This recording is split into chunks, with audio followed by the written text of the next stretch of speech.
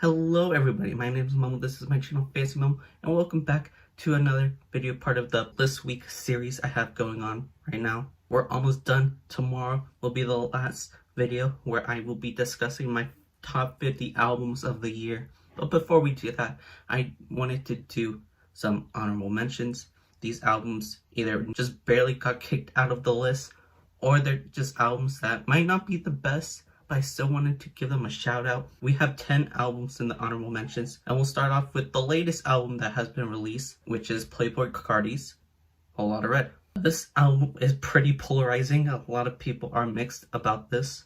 And let me start off with this. I've never been a huge fan of Playboi Carti. That's mostly because I don't actively listen to his music. I heard good things, but I never took the time to just listen and digest his music. But it wasn't until his feature on Earthquake where I saw the appeal to Playboi Carti. So that plus the snippets I've seen online made me interested in Whole Lotta Red. And although a lot of people are disappointed, I like it. I actually really like it. In fact, I probably could put it in the top 50 list if I wanted to, but because I feel like this album needs more time to digest, I decided to put it in the honorable mentions. But yeah, there's a lot of things about this album that I like. I like how dark and crazy and chaotic the instrumental and Playboi Carti is. His vocal inflections, although I can see how it annoys a lot of people, it's like my cup of tea. I like how chaotic he is. There's tracks where he's just yelling homicide and it's insane, but I like that. I really like that.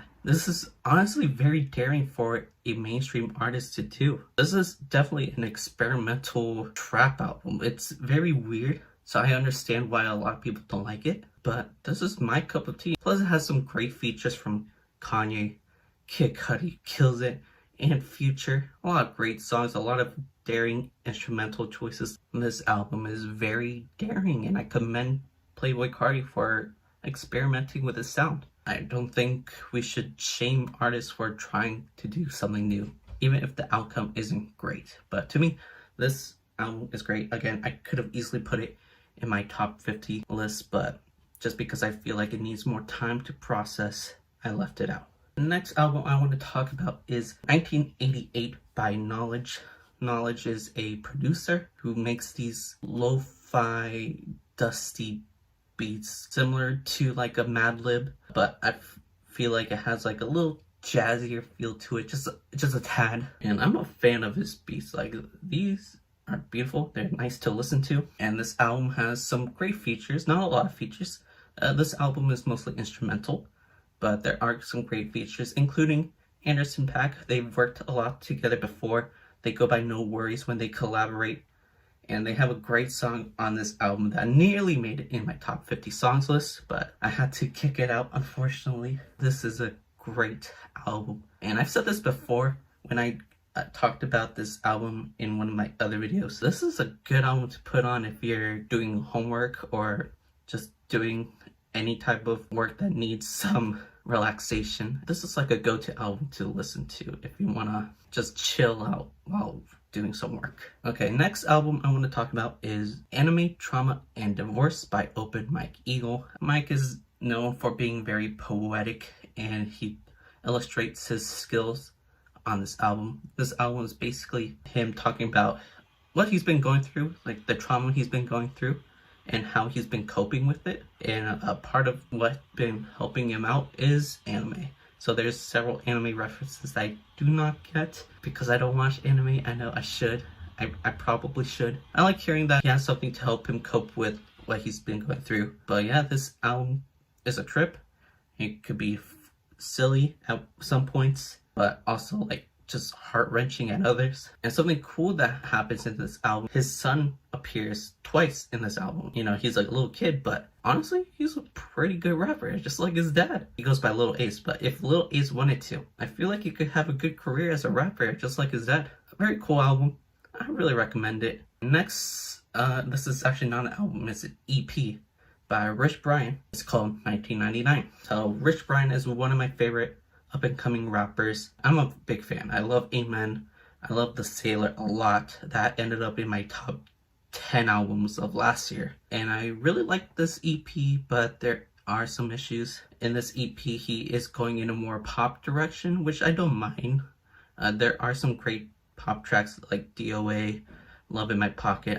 I'm a fan of those tracks. Unfortunately, he's not like the greatest singer, so some of the tracks has some pretty bad singing in my opinion. Like Don't Care is awful. I don't care for it, but that's probably the only song I hated off of the EP. For the most part, this EP is pretty entertaining, very lighthearted. It's not my favorite project from Rich Brian, but I do recommend it. Alright, next album I'm gonna talk about is pretty sad. I kind of wanted to put this in the top 50 list, but it just got kicked out. It's by Pop Smoke.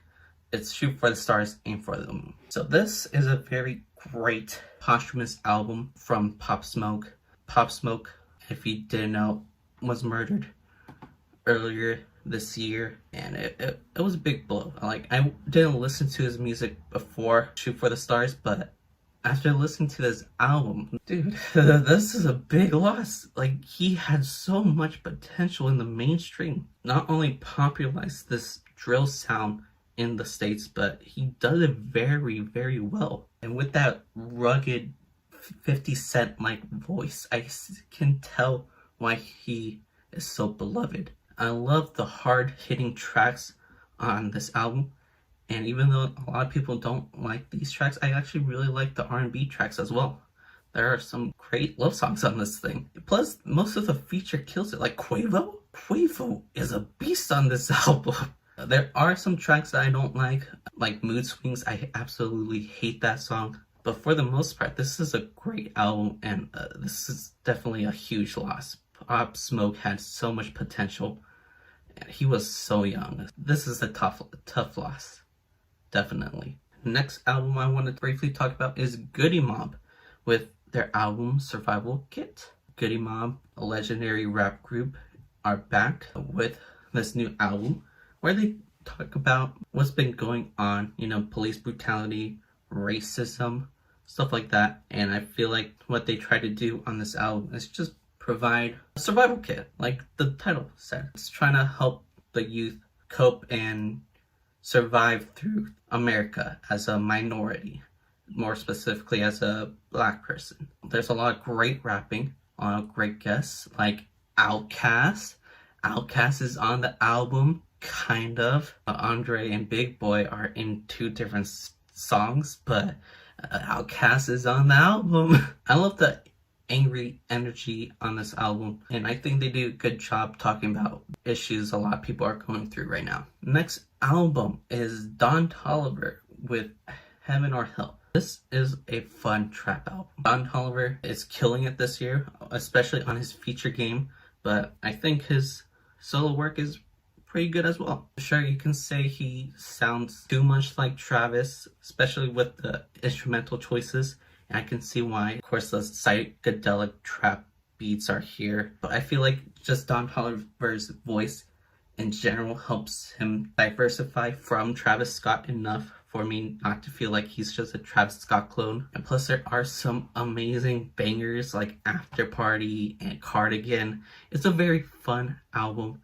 I'm a big fan of this album. Give it a listen. Next album on the list, or I guess this is a mixtape technically. You guys are probably gonna judge me, but Jaden with Full Tapes Volume 3 is in my honorable mentions. I really like the direction Jaden is going with on this album. I think he does it better than what he's been doing. His like bedroom pop hip hop album, it works for him. It's very happy. Although there are several duds in this mixtape, there are also some of my favorite songs of the year in this mixtape, and some of my favorite Jaden songs ever on this mixtape. This new direction he's going with, I feel like works for him, and I hope he continues in this direction because I feel like this is where he might excel. I think he might actually start putting out great albums if he sticks to this lane. We're almost done. Right now we've got Niagara by redveil in the list. I won't get into too much detail on how I discovered redveil, but just like many others, I discovered him through the Twitter beef that happened a while back. Going into it, I wasn't expecting much because I heard he was just another Earl clone, a Mike clone. I don't like a lot of music from that area in hip hop. I think Earl is cool. Maxo is really dope, but other than them, I don't really like other rappers in that area. Redveil surprised me. He really did. He used those dusty, soulful beats that rappers like them use, but he raps on these beats with a lot of lively energy, which a lot of those rappers lack. Most of the time, music like this bores me because of the lack of energy. Everybody sounds sleepy when they rap over these beats, but redveil actually sounds very lively, has a lot of energy, he has great flows, and I really like how he performs throughout this entire album. Also, the features on this thing are great as well. I'm very impressed, especially since redveil is very young. Now, there are issues with the mixing. It could ruin the album for you, but honestly, I'm a fan. I'm a fan of this project and redveil. And I could only see him going up, especially after the exposure he got this year. I feel like that'll help him with this next project, which I'm excited for. Now, last album on the list goes to Music to Be Murdered by Eminem. Now, this is by far not the best album of the year. There are a lot of duds and a lot of questionable lines as well. And some of the hooks can be annoying, but you know, I'm an Eminem stan. Eminem will always have a special place in my heart. He's the one that got me into hip-hop. And honestly, this album did grow on me a little bit. Again, not a great album.